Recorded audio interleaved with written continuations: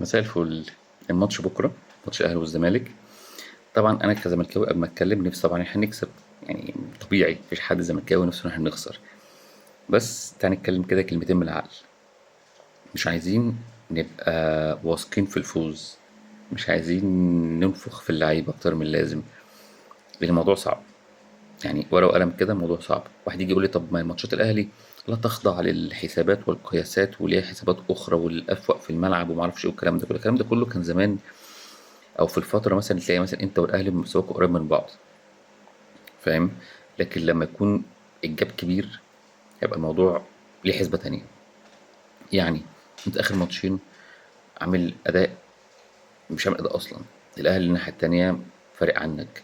انت الاهلي خارج من السنه اللي فاتت كسبان كل حاجه وعنده استقرار نفسي كبير، انت ما عندكش استقرار نفسي.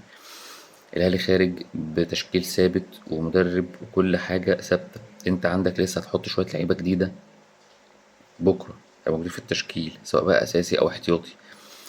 فكل دي حاجات بتأثر فيك انت. يعني انت لما تلاقي عندك لعيبة جديدة وانت خارج قلقان اصلا من الموسم اللي فات، ومش عامل نتائج حلوه الموسم اللي فات ولا اداء الموسم اللي فات، اداء الموسم اللي فات ده اللي هو من شهرين خلاص. الكلام ده كله هيأثر فينا، ولسه مأثر. انت عايز لك فترة على ما تتعافى، فترة على ما اللعيبة اللي عندك دي تخش في المود بتاعك انت، فترة تخش تشوف اصلا اللعيبة دي هتنفع ولا مش هتنفع. فانت في لسه عندك وقت كتير، لكن الاجهز والافضل والافوق والمستقر وكل حاجه هو الاهلي.